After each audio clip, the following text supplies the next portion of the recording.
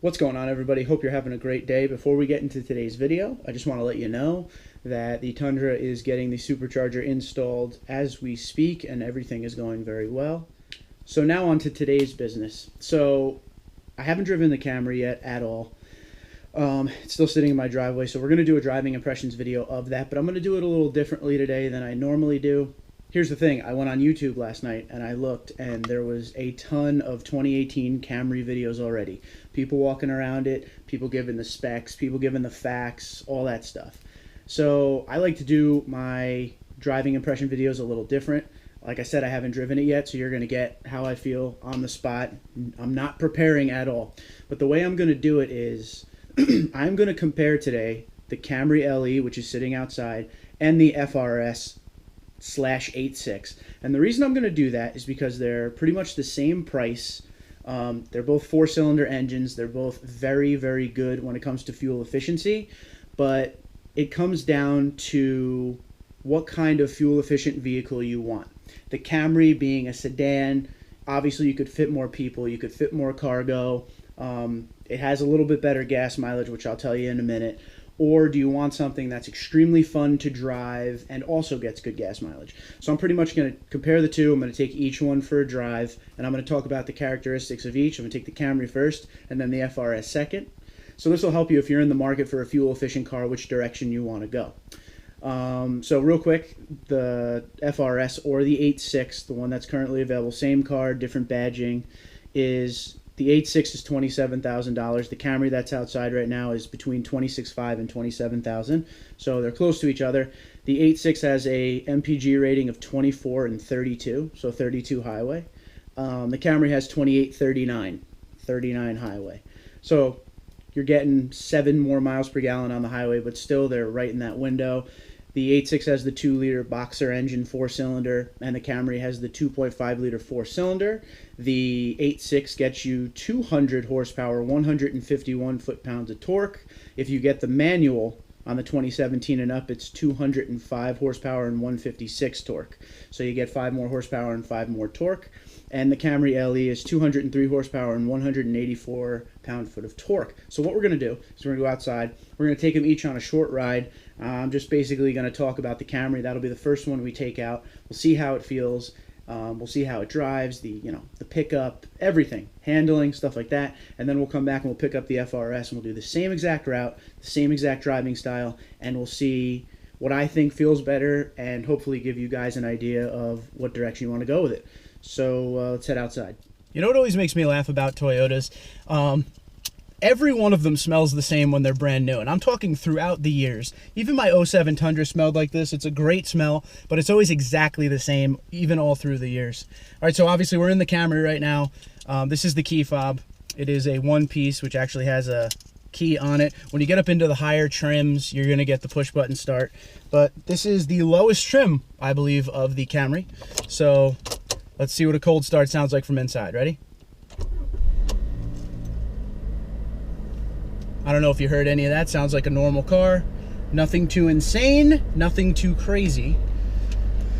It's such a nice layout as far as the dash goes and everything. Let me just make sure the sound is down here. Like I said, I haven't driven it yet. We got the air conditioning on, which is a good thing because it is hot out today. So what we're gonna do is we're gonna take this thing on a loop and we're gonna see what we like about it. Okay, we are now driving the Camry. We're about to pull out onto the road and see what this 4-cylinder can do. Let's see how fast we get up to speed here. Wow. Wow. It actually gets up to speed very quickly. Good amount of torque in there. Wow. The way the power is delivered to the wheels is a lot different than the FRS, that's for sure. The FRS has a little bit of a weird like power curve midway through the gears when you're going up. It almost feels like it's stutter steps. This is a really smooth run through the transmission when you're getting up to speed. I'm a little shocked by that, and that's why we do these first impression videos, to get shocked. This definitely has a good amount of pickup in it. Good braking. You don't feel any brake dive, nothing like that.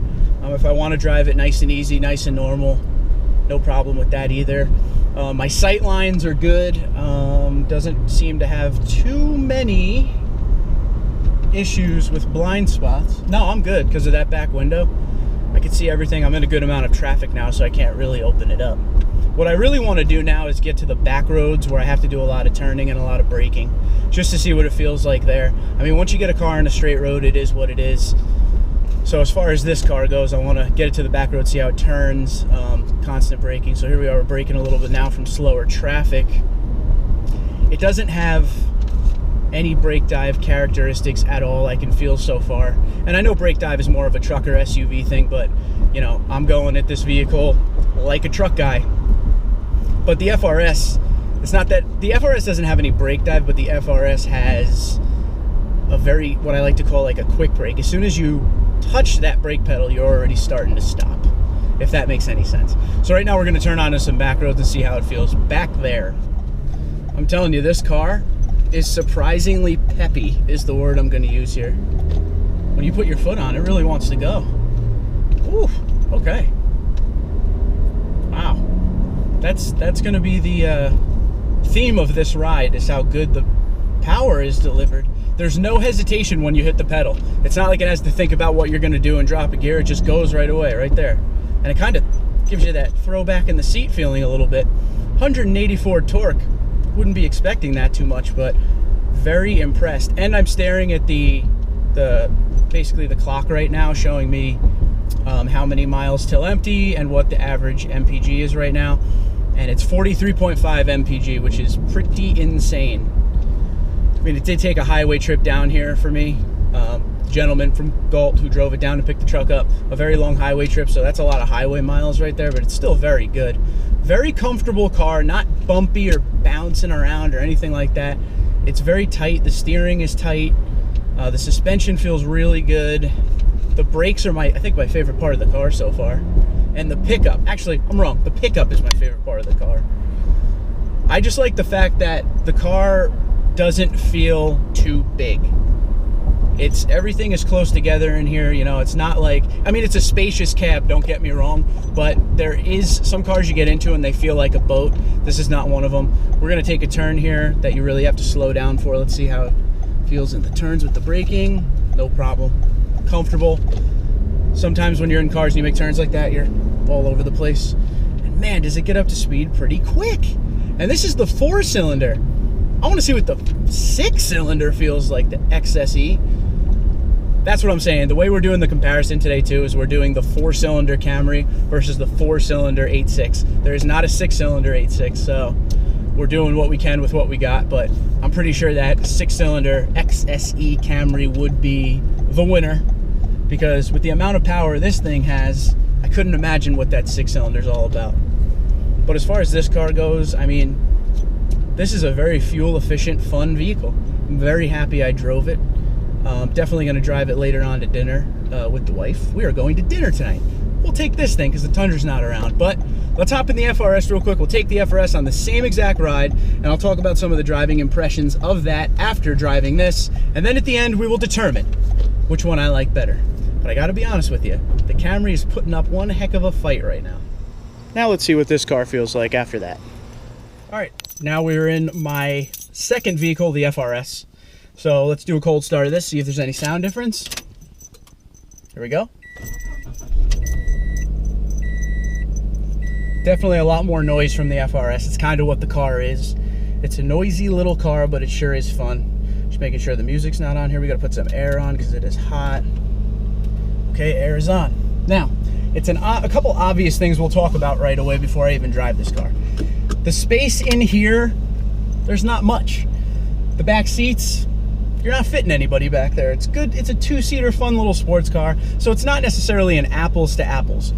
What I'm going for here is someone who wants a fuel efficient vehicle, preferably a second vehicle like me. I have the Tundra. That thing is not very fuel efficient at all, so it's fun to have this car for the long trips. If the wife and I are going to the mountains and we only have a couple bags, this is what we take, you know. And it's a good thing to have, you know, with the Tundra. It's a big, heavy truck. I'm gonna take that in the snow. I'm gonna have fun with that. And then there's this for the summer days, the nice days, you know, if I want to just whip around real quick. So that's what, you know, it comes down to. If you're looking for something that's fuel efficient and fun, we're kind of gauging these two. But I mean, the Camry is obviously going to be more practical at the end of the day. You could fit a family in it. It has cargo room, has more storage, it has higher tech. But let's test drive this thing. We'll do a little impressions after driving that, see if anything has changed for me. So now we're in the FRS. I'm about to turn onto the main road, give a little speed test, see what she's got. Turned on. I'm not using paddles or anything.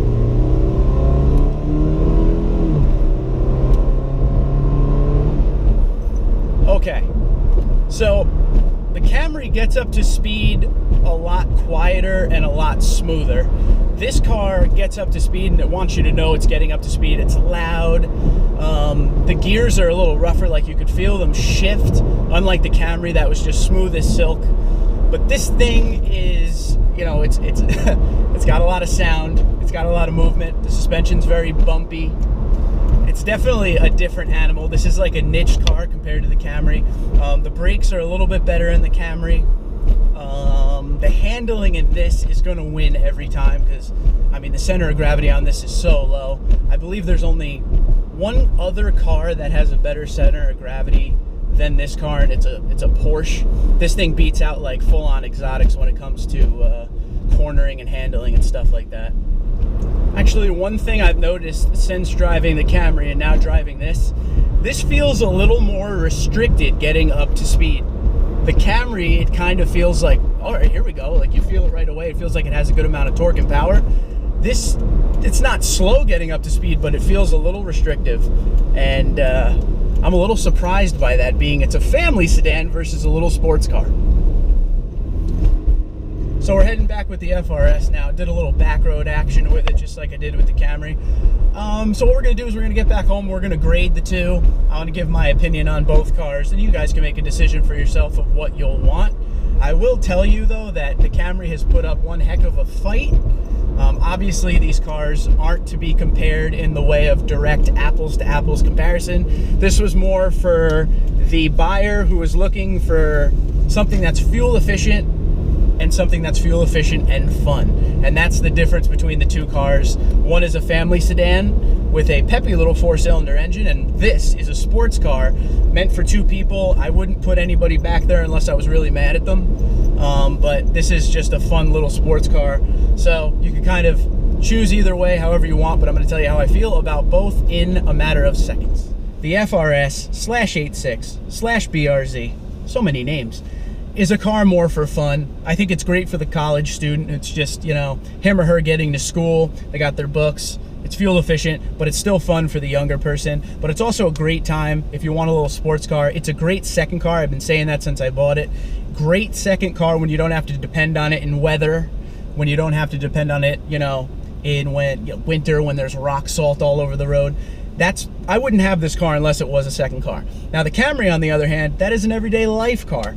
Like I said, it pretty much wins in everything except the fun factor, which I still give to this car, and the cornering will always be a car this small and this fun. This thing's known for its cornering, and steering is very tight, so the overall fun factor and the act of driving is definitely this car. That car has more tech, the 18 Camry, it's more tech, actually has a good amount of torque. It's definitely a fun car, great for the price. So I implore you, go test drive the 2018 Camry. Go test drive the soon-to-be 18 Toyota 86. Drive them for yourself. See what I mean. It is very hard to sit here and tell you about the FRS/86 without you driving it because it is such a different animal. And that's why it's hard to compare to anything else, because it is just amazing, this car. But that 2018 Camry shocked me a little bit, the amount of power. Very impressed all the way around. So go check it out. Thank you, Gault Toyota, for lending me the vehicle while they work on the Tundra.